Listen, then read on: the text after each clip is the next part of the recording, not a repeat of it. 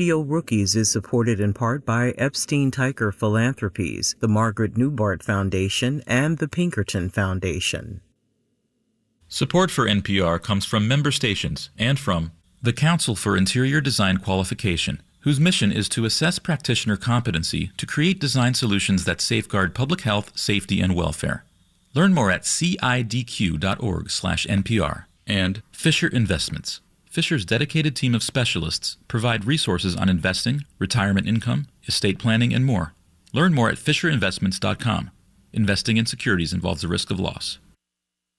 WNYC has been broadcasting for a full century. We've captured so many moments over the years. Here's one of them. To celebrate WNYC's 100th anniversary, here's a dive into the archive. It's 2007. Brian Lehrer is in a hurry. Brian Lehrer on WNYC. Good morning, everyone. Democratic presidential hopeful Barack Obama is with us. We have about 7 minutes with him. Senator, thanks so much for coming on WNYC. Good morning. Thank you so much for having me. They quickly run through some of the moment's most pressing issues, and then a different kind of question. I know your candidacy means a lot to many of my listeners, Senator. What do you see as the significance of you being the first black candidate to have a real shot at the White House? Well, I think it's a sign that we've made progress, but one of the things that I think all the voters should recognize is that myself and Senator Clinton, Senator Richardson, a Latino candidate, none of us are running as symbolic candidates. All of us believe that we are the best person for the job and for all Americans. And I think people need to recognize that that's a great stride that we've made, but that we've still got a long way to go. A very condensed version of that high-intensity interview of just about 10 minutes in 2007. Senator Barack Obama, thank you so much for joining us. We hope to speak to you again as the campaign goes on. It was a great pleasure, man. With thanks to the New York City Municipal Archive. For more on our centennial, visit wnyc.org/100. WNYC supporters include Perelman Performing Arts Center presenting PAC NYC Icons of Culture Festival, offering intimate conversations with Serena Williams, Questlove, Alanis Morissette, and more, October 30th through November 2nd. Tickets at pacnyc.org. The following message is from the MTA. Riders can tap to pay for their New York City subway and bus rides with their phone, contactless bank card, or get a refillable Omni card. Details at omni.info. Next hour on Morning Edition, Donald Trump is appealing to far-right voters by threatening to use the military against political opponents. I think the bigger problem are the people from within. We have some very bad people. We have some sick people, radical left lunatics. And I think they're the big, and it should be very easily handled by, if necessary, by National Guard, or if really necessary, by the military. This all comes as the threat of political violence is already high. This and more next hour on Morning Edition in about 15 minutes.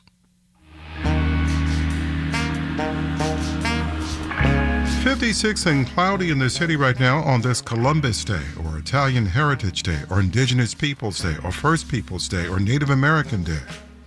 Partly sunny and 65 for a high today. And tonight, mostly clear and 42. It's going to be cold and gusty at 6:52.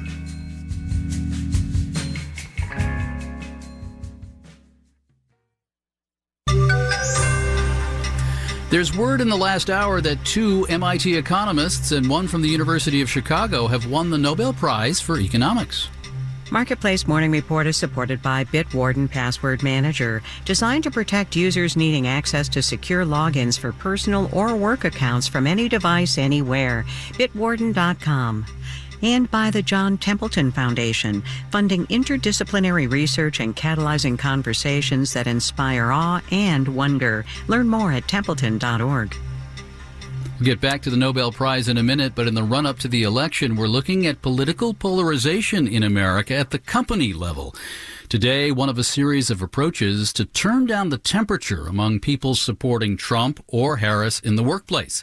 David Livermore is founder of the Cultural Intelligence Center and professor at the Questrom School of Business at Boston University. Professor, welcome.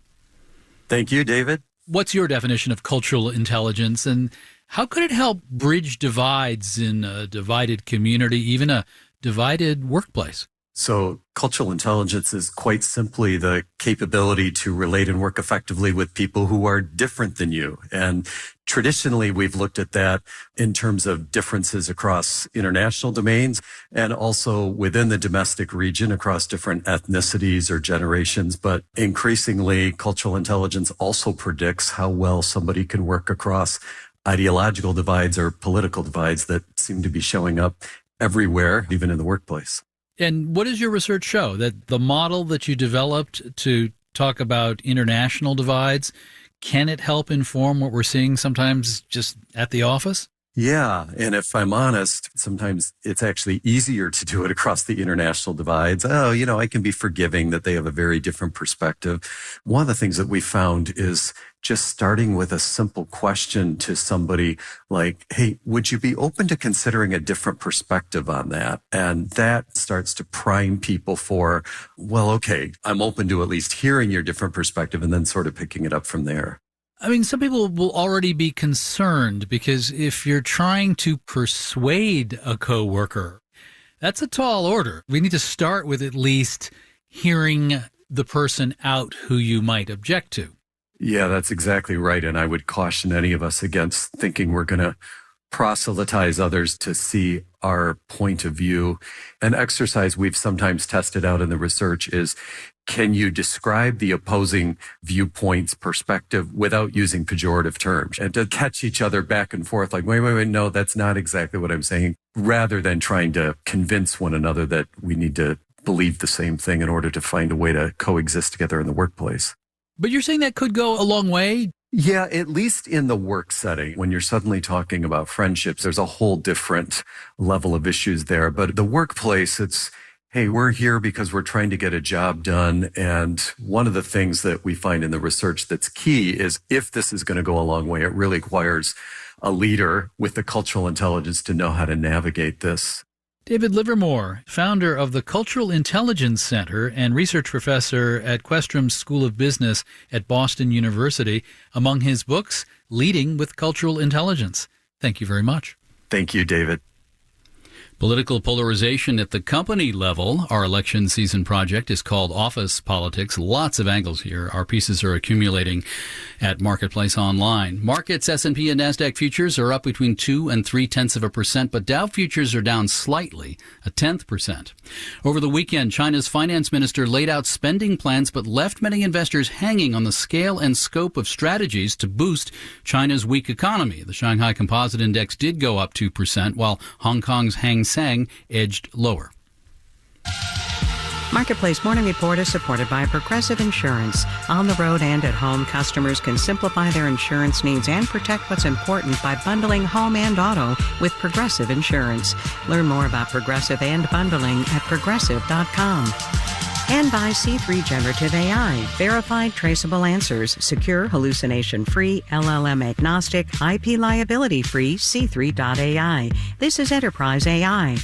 And by Rubrik. When cyber attacks put businesses at risk, Rubrik provides the power to bounce back fast. More at Rubrik.com. The Nobel Committee this morning highlighted the work of 3 economists focused on how institutions affect poverty and wealth within and among countries. Daron Acemoglu and Simon Johnson of MIT and James A. Robinson at Chicago will share the prize.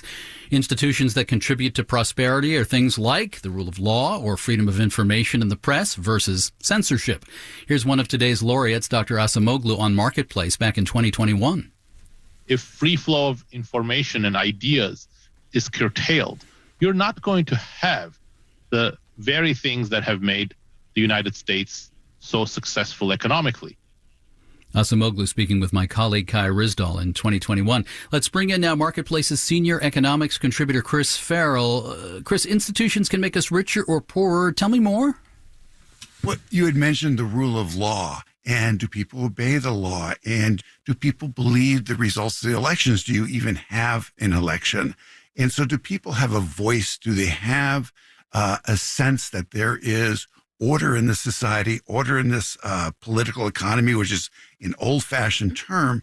And what they've done is they looked at how power is distributed in a society, how resources are allocated in a society.